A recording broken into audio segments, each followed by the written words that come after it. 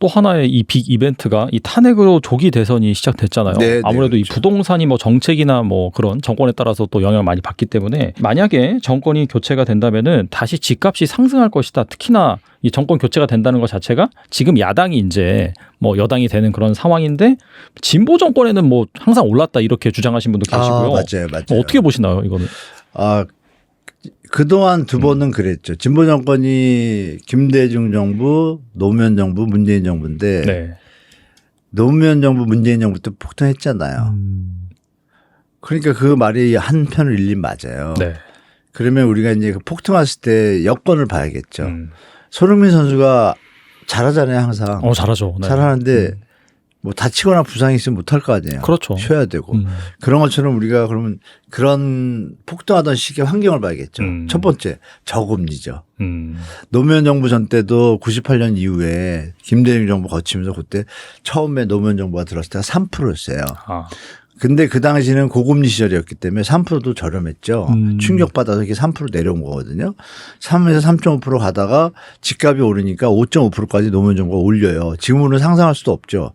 근데도 집값이 올랐어요. 그 얘기 뭐냐면 5%의 금리를 부담을 해도 금리의 부담이 집값에서 대출받는 비중, 집값이 안 비쌌기 때문에 시작할 때 5억짜리가 4% 이자야 만약에 10억짜리 2% 이자하고 똑같죠. 그렇죠. 내야 되는 돈은. 그런 개념을 보시면 이게 집값이 지금과 다른 수준의 집값이었는데 그때 수준이 적정 수준이었어요. 2002, 3년도 이때는. 네. 그러니까 이제 따라 붙을 수 있었고 2006, 7년 넘어가면은 약간 조금 높아지기 시작했어요. 그 7년대 정부 정책이 나오면서 하는 순간에 글로벌이 같이 터지니까 쭉 이제 한 6년 동안 이제 횡보를 했는데 정권이 교체됐을 때 초반에 그 당시가 또 글로벌 골드믹스 시절이잖아요. 좋을 때잖아요. 그러니까 경제가 잘 돌아가고 또 인구도 잘 늘 때예요. 소득도 늘 때고 다 좋잖아요. 이때 경제 성장률이 평균 제가 4.5에서 5.5%를 알아요. 그 임기 동안. 지금 우리 경제 성장률이 다르잖아요. 그러니까 첫 번째 금리 수준이 다르다. 문재인 정부 때는 금리가 또 얼마였어요. 그때는 높았는데도 올라갔던 이유는 주택가격 수준이었던 거고 문재인 정부 때는 주택가격이 이미 약간 수준이 박근혜 정부 때 낮았다가 문재인 정부 때 좀 올라오기 시작할 때 금리가 이제 결정적이었죠. 그때 뭐 1.5%였단 말이에요. 박근혜 정부 이어가지고. 네네. 1.5%면 지금 생각해보면 어때요? 무조건 사고 싶은 욕망이 들잖아요. 지금 우리가 그렇죠. 스터디가 네. 잘 됐잖아요. 네. 유튜브가 뭐 4, 5년 동안 이제 되면서 학습들이 다 되셔서 지금 드린 말씀을 충분히 이해가 될 거예요. 금리가 그러니까 붙었잖아요. 붙었는 와중에 코로나 터졌잖아요. 이게 코로나 0.5였잖아요. 금리가 0.5니까 생업에 바쁘신 분들은 코로나 건디기 바빴지만 좋게 얘기하면 투자하시는 분들, 투기꾼들 이분들은 그냥 눈 돌 정도인 거죠. 막 죽듯이 막 한 거죠. 그러면 집값이 막 폭등을 한 거고 여기에 이제 결정적으로 전세 대출이 있었잖아요. 박근혜 정부 때 전세 대출이 주택 가격 폭등의 저는 그런지라고 보는데 이걸 문재인 정부에서 방치했어요. 거의 뭐 활성화 수준으로. 왜? 집값이 오르니까 전세 대출이라도 잘해주라 해가지고 전세 대출이 이때 많이 늘었습니다. 그게 이제 이런 원인이 됐는데 지금 이제 어떤가 보세요. 주택가격이 많이 올랐잖아요. 그럼 전세 대출액도 올리는 게 상식으로 보는데 그거는 금융계통의 입장이고 지금 경기 늘려서 지금 전세 대출을 더 늘리면 다 망한다는 거 다 알잖아요. 다 빚쟁이가 되니까 집값은 폭등하고 그러니까 지금 5억 선에서 멈춘 지가 2013년도에 시작했는데 지금 12년이 흘렀어요. 전세 대출을 없애자는 사람도 있잖아요. 특히 맞아요. 제가 강력 주장하지 않습니까?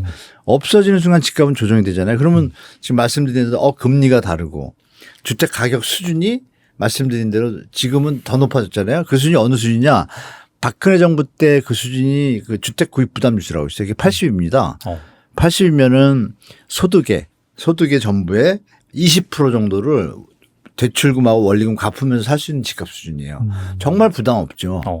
근데 이게 200이면 50% 정도예요. 내 소득의 50%를 퍼부어야 돼요. 부담되죠. 근데 우리 영끌 꼭지 때 226까지 갔어요. 노무현 정부 때 미친 집값이 160이었거든요.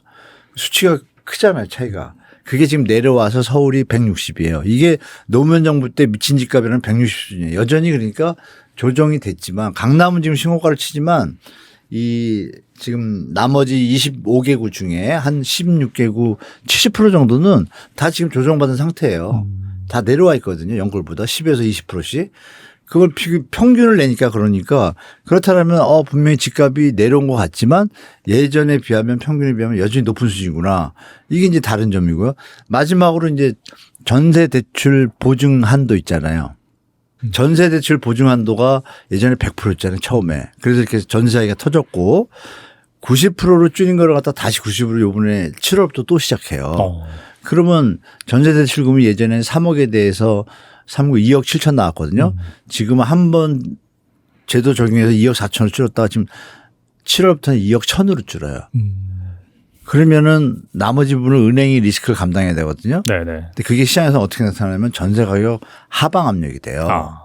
근데 그거를 정부가 아까 말씀드렸던 3월 19일 그 발표할 때 최상목 장관이 그 발표할 때 그 안에 뭐가 들어있냐면 그거를 갖다가 시장이 자꾸 이러면 5월 달에 시작하겠다 그랬어요. 5월이면 바로 내일 모레잖아요. 5월에 시작했다는 강력한 의지가 있죠. 그럼 우리가 더듬어 보면 이 작년 2번 금리 인하할 때 하는 총재가 했던 말씀이랑 딱 연결이 돼요. 그러니까 환경이 다른 거예요. 예전에는 정부가 이런 얘기가 없었단 말이에요. 금리 인하를 할 때 뭐 거시건전성 강화 대책을 정부가 밝혀서 자영업자분들과 중소기업의 어려움을 지원하고자 금리를 인하한다. 우리 경제 펀더멘털이 약해졌기 때문에. 그러니까 부동산은 관심 없는 거예요. 그러면서 투트랙으로 가기로 했잖아요.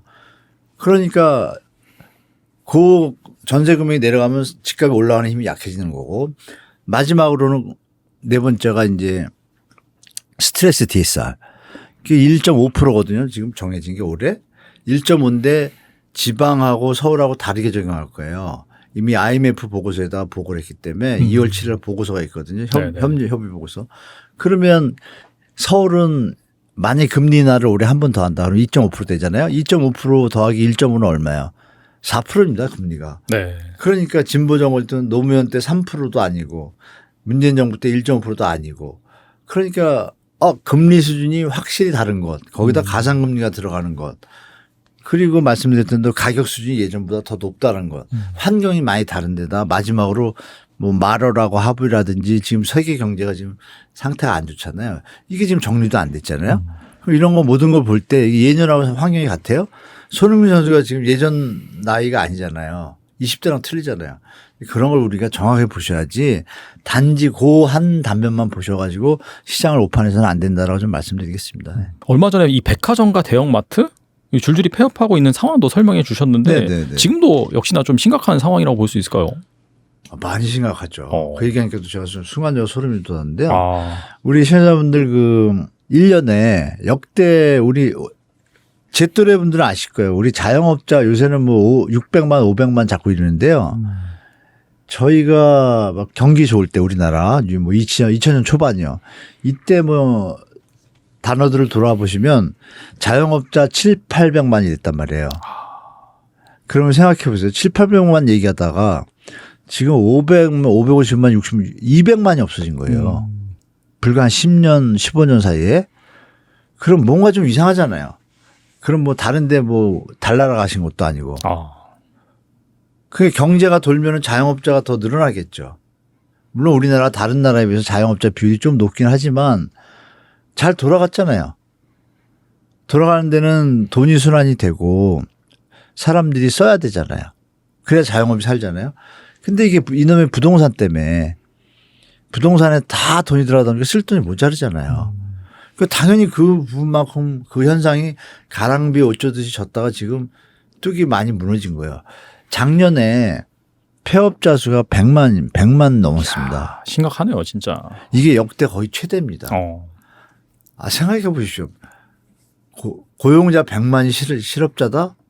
충격인데 잘 모르잖아요. 왜? 그냥 한 달에 뭐 몇만 이러다 보니까 잘 못 느끼잖아요.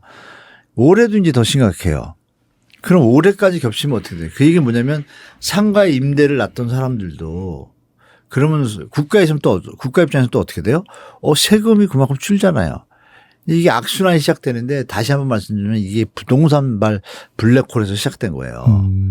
그래서 지금 말씀하신 질문은 상가 뭐 이런 걸 말씀 주셨지만 요즘 뭐 여러분 다녀보시면 신도시는 물론이고 이 강남 지역도 또 강남 뭐 압구정 할 거 없이 강남 압구정 뭐 이런 데 왜 임대가 붙어 있어요?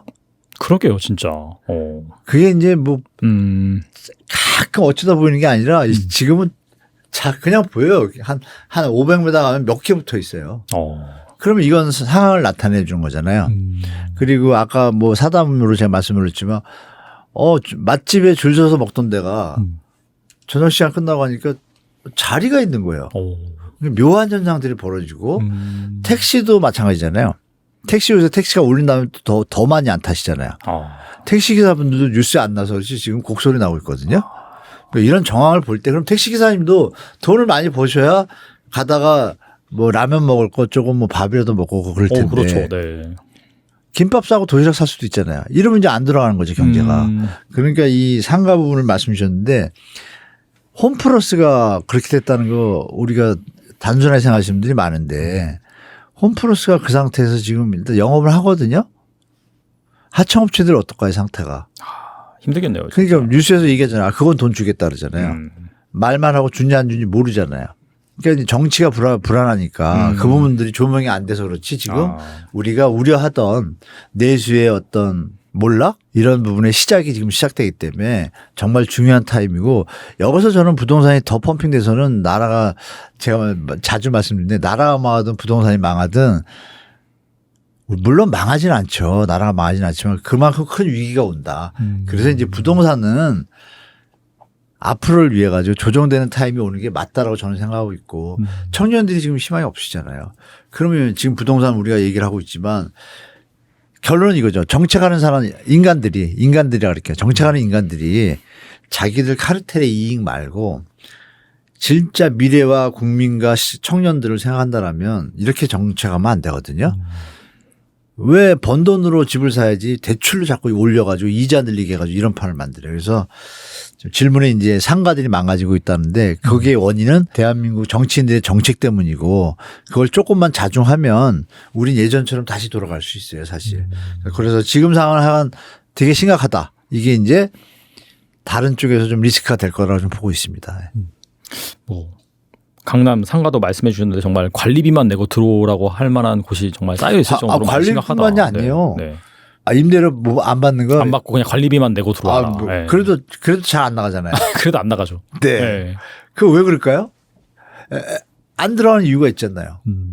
관리비를 내고 들어왔는데 일을 해가지고 손님이 있어야 되잖아요. 손님이 별로 없구나. 손님이 있어야 영업을 하는데 없잖아요. 손님이 왜 없죠? 우린 이걸로 다시 가야 돼요. 손님이 왜 없죠, 여러분? 여러분들 요새 그 새로운 운동이 생겼다는데 그 젊은이들이 요새 포인트 모으기라든지 뭐 우리 저희 때 IMF 때 아나바다 했잖아요. 아껴 쓰고 나눠 쓰고 받아 쓰고 뭐 도와주고. 근데 요새 나온 게 그 욜로족에서 바뀌어가지고 요노족인가요? YONO 요노족이라고 생겨가지고 진짜 필요한 것만 산다. 그게 막 지금 젊은이들한테 팽배하거든요. 대기업 다니는 사람들조차도 아직 조금 줄여야겠다. 뭐 돈을 모으자. 뭐 이런 게 지금 퍼졌대요. 그러니까 그 순간 어떻게 돼요? 상가는 더 안 되죠. 이게 완전히 지금 집값에서 폭발한 이 부채 현상이 한국 경제를 지금 망가뜨리고 있다고 저는 보기 때문에 대형마트뿐이 아니라 이 은행 이자 이것도 말씀드린 은행 이자를 지금 못 갚는 중소기업이 작년 연말 기준으로 45%에 가깝거든요. 절반이네요. 와. 네. 그래서 아까도 말씀드렸던 한은 총재가 중소기업의 어려움을 지원하고자 그랬잖아요. 두 번째 인하할 때 여러분 그 얘기를 했어요. 한은 총재가. 중소기업의 어려움을 지원하고자 중소기업 대출 있잖아요. 그 금리를 1.75로 낮춘다고 했었어요. 1.75를 1.5로. 근데 두 번째 인하할 때 그 얘기를 멘트를 덧붙입니다. 1.25까지 낮추겠다고. 1.25면 여러분 코로나 수준의 금리예요. 근데도 왜 이자를 못 내는 기업이 많아서 그럼 이 부분이 터지면 어떻게 돼요? 상가는 더 힘들어지겠죠. 이걸 우리가 예측을 해야 돼요, 이제. 그래서 그 결론은 정치하시는 분들이 정신 차려야 돼요. 이러면 같이 망가지거든요. 부동산이 연착륙되게 지금 가야 되는 거예요. 그러니까 우리 시청자분들한테 말씀드릴 게 어떤 정부가 들어와도 만약에 나라 망하길 바라는 기득권이 정치를 잡았다라면 그걸 해먹겠죠. 나라가 망, 나는 이민 가면 되니까 이런 사람들이 잡으면 마지막 불꽃놀이가 시작될 거고 이게 아니구나. 이제 다시 골든타임이고 우리가 가야 된다 그러면 정책 방향이 정해졌잖아요. 그리고 말씀드린 정부 정권과 상관없이 BIS 국제은행하고 IMF하고 협의된 내용이 가계부채를 줄이는 걸 사인을 거의 교류를 했어요. 더 이상 가면 너희 한국은 이제 아웃이다 이런 걸 다 교류가 됐기 때문에 시청자분들이 그 부분을 무시하시면 절대 안 된다. 그래서 정책이 되게 중요한데 방향이 일단 금융에서는 OECD나 이쪽에서 경고 다 먹었고 그쪽 방향으로 가는 게 전 보이고요. 그럼 정치에서 정권을 잡은 사람들이 과연 이걸 어기고 또 펌핑을 할까? 저는 예전하고 좀 다른 것 같아요. 희박하다고 보기 때문에 여러분들이 시장 상황을 갖다 좀 장기적으로 보시고 너무 조급해하지 않았으면 좋겠어요. 저희 채널 고정 질문이긴 해서 드려본다면은 네. 하반기에 집값이 많이 빠진다라고 했을 때 내 집 마련에 나서고 싶은 분도 분명히 계실 것 같은데 네. 한 1억 정도 있다라고 한다면은 어떤 부동산을 주목하면 좋을까요? 투자의 개념에서 보면 1억의 여유 자금이라고 할 때, 그러니까 이거 자기 집 마련하는 뭐 이런 개념이 아니라 1억의 여윳돈을 자산 관리 개념으로 볼 때 우리가 은행에 두는 것보다 난다라는 개념을 보면 한 사례를 말씀드릴게요. 노원구가 한 6억까지 갔던 17평, 20평대 아파트들이 지금 3억대로 내려왔습니다. 근데 전세 가격은 2억 정도 해요. 그럼 1억 갭이 딱 있잖아요. 근데 그 지역들이 다 나중에 재건축할 때입니다. 그러면 어느 시점이 되면 지금은 사업성이 없어요. 근데 계속 노후화되게 할 수 없잖아요. 그러면 여러분이 생각할 때 어떻게 될까요? 리모델링비를 지원해 주던 나라에서 집 지으면서 세금 다 받아갔잖아요. 서포트 해야죠. 그래서 해외는 이제 지원을 해 주거든요. 그럼 우리는 둘 중에 하나예요. 여유가 있으면 리모델링비를 지원해서 슬럼하나 사고 나는 걸 막을 것이고 아니면 마지막 남은 게 뭘까요? 용적률을 높여서 사업성을 확보하는 거. 이게 뭐 정치인들이 하는 거거든요. 매번. 네. 용적률이 나면 집을 많이 더 지니까. 그러면 1억을 거기다 투자했을 때 지금 1억으로 접근할 수 있기 편하잖아요. 일단. 뭐 그런 방법도 있고 빌라는 뭐 대놓고 말씀드리면 오세훈 시장이 모아타운으로 펌핑을 해놓은 바람에 너무 값이 올랐어요. 네네. 그리고 뭐 신통기획이니 이런 걸로 가면 땅 6평짜리가 10억 막 이래서 접근이 안 돼요. 옛날하고 틀려요. 네네. 제가 볼 땐 배려놨습니다. 이 서민들도 못 살게 하고 1억 가지신 분들이 뭘 할 수가 없게. 그래서 이런 경우는 경매를 한번 좀 추천해드리고 싶어요. 경매가 의외로 대출도 그러니까 자기가 버는 게 있을 거고 저축도 좀 하고 이자 좀 낼 여력이 있다 그러면은 1억을 시드머니 내가지고 경매를 받을 물건이 여러 종류가 있잖아요. 특히 여러분이 좀 신경 쓰게 요새 농지도 좀 괜찮아요. 농지가 뭐 경매를 많이는 안 나오지만 나오거든요. 최근에 여러분이 생각하시는 뭐 쉼터 제도가 생겼잖아요. 농지가 있으면은 농지에 대해서 일정 면적에 대해서 있을 때 예전에는 거기다가 자기가 못 살게 사람이 살지 못하게 했어요. 그냥 농막이라고 그래서 농기구만 쌓아두고 잠시 뭐 베드 하나인데 지금은 그게 아니라 먹고 자고 이거 할 수 있게끔 그 허가한 지가 얼마 안 돼요. 작년에 했거든요. 그래서 지금 경기가 안 좋다 보니까 주거용 요 강남 상구 이런 식만 히트를 치고 있지만 그쪽 시장도 숨어 있는 어떻게 보석이 돼요. 그러니까 수도권 인근이라든지 광역시에도 광역시 인근이 있잖아요. 근데 가끔 가다가 뭐 주말 체험 용농 이런 것처럼 그런 거 조금 사서 거기서 좀 평수도 꽤 돼요. 30 평, 실평수 10평 넘으니까 부대시설 빼면 합하면은 15평, 16평 혼자 이렇게 쓰면 넓잖아요. 혼자 있기에는. 거기다 앞에 농장 있고 이런 것들은 만약에 경매가 나오면 충분히 접근해서 그런 지금 말씀드린 그 쉼터 같은 게 하나 짓는 게 한 2천 정도 3천이면 사요. 그러면 잘 연결하시면 그것이 나중에 효자가 될 수 있다라는 생각이 전 들거든요. 그거는 이제 도시계획이나 이런 거 연결해서 공부를 좀 하셔야 되는데 단순하게 1억 투자한다면 아까 말씀드린 대로 서울 근교에서 그런 거 하시든지 또 지방 광역시에도 요즘 경매 물건이 많이 나와요. 그러면은 수요가 있는 지역에는 1억으로 두고 전세를 끼고 하는 그 갭 투자 개념인데 제가 권하는 형태는 아니지만 여기 수요가 있어서 임대 수익을 내가 갈 수 있겠다. 앞으로 영원히. 이런 데들은 지금 접근하셔도 큰 문제 없다라고 좀 말씀드릴게요. 근데 이왕이면 가을 이후에 접근하시면 더 좋겠다. 네. 말씀드리겠습니다. 올해 내 집 마련에 나서는 무주택자 분들이 지금 어스에서 진행하시는 부동산 강의를 듣는다면 도움을 받을 수 있을 것 같은데 여기에 대해서 좀 잠깐 말씀해 주시면 좋을 것 같아요. 예. 강의 내용은요. 제가 만든 내용은 부동산의 뭐 기본이라 그럴까요? 뭐 부동산이 오르고 내리는 사이클이 있습니다. 네. 사이클을 우리가 정확히 알고 부동산 가격이 오를 수 있는 요인, 그 가치 평가 이거를 할 줄 알면은 부동산에서 실패할 일이 없거든요. 근데 이제 하도 10몇 년 동안 이게 주택가격이 오르다 보니까 그냥 어디가 더 좋은가 이것만 하다가 쫓아가다가 지금 물린 분도 계세요. 그래서 이 제가 만든 강좌는 그리고 뭐 경매라든지 이런 것들이 접근하기 어렵잖아요. 강의료가 비싸서. 네. 그래서 그런 분들을 생각해서 내 집 마련과 자산 관리 증식을 원하는 분들한테 핵심적인 내용만 좀 추려가지고 좀 저렴한 비용으로 접근하게 해드려야겠다 해서 좀 만든 강의인데 다 보시고 나면 부동산이 보이실 겁니다. 보이시기 때문에 내 집 마련이든 자산 관리 증식에 도움이 되게 제가 구성을 해놨거든요. 그래서 보시고 도움이 됐으면 좋겠다는 마음에서 만들었기 때문에 뭐 많이 좀 보시면 도움 되실 겁니다. 네. The most powerful AI chips in the world will be made right here in America. 保留采取一切 with Taiwan We Semiconductor. have them made by TSMC. TSMC forms new and deeper roots in America.